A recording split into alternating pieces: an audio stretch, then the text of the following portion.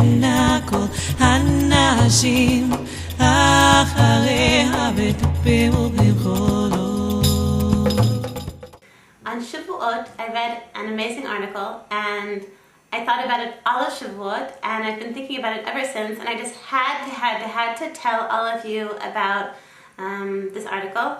It was by Sarah Yocheved Rigler, who's the author of Holy Woman, and she's a frequent contributor to H.com. Probably a lot of you have heard of her. So I think that she's an amazing writer, and that she always says really, really, really smart things. So she had an article this week in Bina. Bina is my favorite magazine. It's a magazine for Jewish women that comes out every week. So in this week's article called Holy Woman, Holy Inefficiency, she writes about a trip that she took with her family, with her husband and 2 children, over Passover. And they went on a tour of a historical neighborhood near the old city of Jerusalem. At one point, the guide started giving this sort of long, drawn-out technical explanation of one of the historical monuments. And of course, her son, her 13-year-old son, was a bit less interested than his mother in this long, drawn-out historical explanation of the monument. And he started sort of joking around with everyone, and he started lining up his family sort of in this comical way for a picture, to take a photograph of them.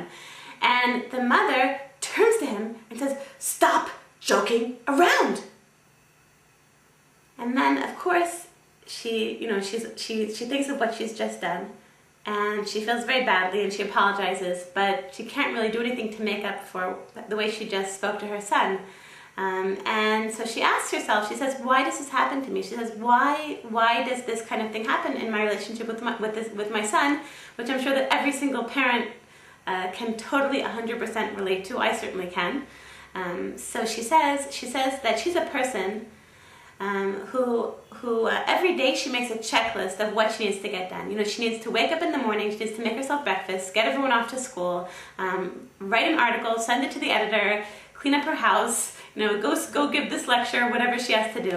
And she has a checklist, and then she goes check, check, check, check, check at the end of the day. If she can check everything off, then that was an excellent, excellent day. The problem is, why do we associate success, a successful day, with our accomplishments and not with our relationships? The way that we had a wonderful time, that we spent wonderful, calm, fun time with our family. Where does that fit in the checklist? So she writes, what if I made my goal not accomplishments but relationships? I have become angry at my son because my goal during the tour was to learn about the history of Jerusalem. And my son, had interfered with it. But what if I had made the goal of the outing to spend pleasant time with my family? Then my exuberant child's shenanigans would have advanced my goal rather than interfering with it. She gives another example. She says, what if one day she's working on writing. She's in the middle of writing an article, and she's really excited because she's about to be able to send that off to her editor and check that off on her checklist, on her daily checklist.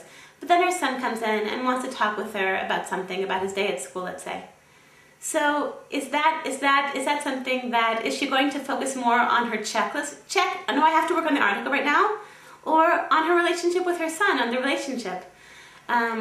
I think it's such a central idea in our lives.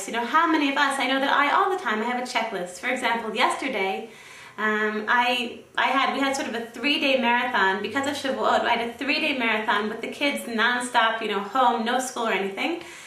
So at the end of that 3-day marathon with all of the kids for 3 days straight, then by the end of the day, I was getting excited to finish up my daily checklist. I gave the kids dinner, check.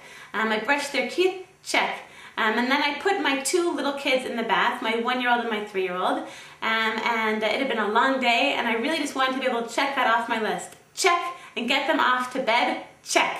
Have the rest of a quiet night for Eema, check.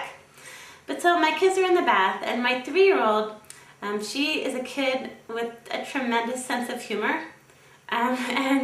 So she's in the bath with the 1-year-old, and she takes like a little bucket, and she's pouring water on her brother. And then she sits down every time with a big splash, splash, And then she laughs like it's the funniest thing that like she ever heard in her, like that ever happened in her whole life. So she does this again and again and again. She pours water on her brother. She says, I'm pouring water on you, Al. And she sits down again with a big splash, splash, ha ha ha, and laughing. Pour water on her brother. I'm pouring water on you, Al. Sits back again, splash, and then laughing like it's the funniest thing ever. Now I was looking at my watch and I'm like, check, I want to check this off my list. I want to check this off my list. I want my, I want to get downstairs. I want to finish the dishes. I want to return phone calls. I want to, get these kids to bed. But then I thought of this article by Sarah Yocheved Rigler, and it really got to me, like, what is more important? What's more important? Is it more important that I should be able to check that off my list, that I should be able to accomplish this one last, check of my day? Or that I'd be able to, spend this wonderful time with my kids who are just so, fun-loving and having this wonderful time in the bath. So I let her stay for a long time more, and I just enjoyed the time with them. I wanted to also read to you. A friend who's a writer. Her name is Debbie Shapiro.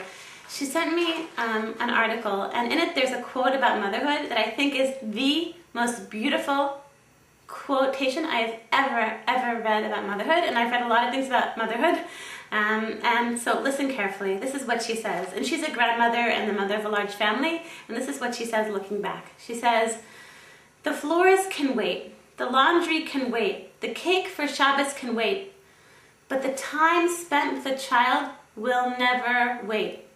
It's like a rainbow or a ray of sunlight, which can never be captured and stored away for a more convenient time.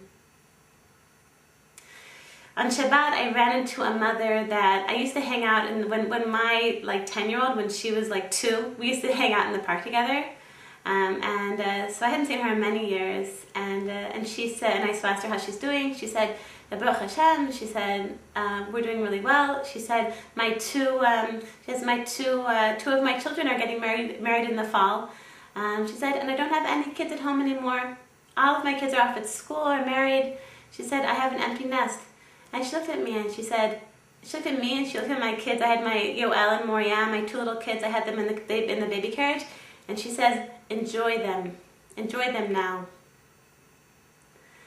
So, in closing, I just want to bless all of us, to bless you and to bless myself, that we Eemas, that we should learn to value these fleeting rainbows and rays of sunlight, to value these relationships just as much as we value our precious checklists.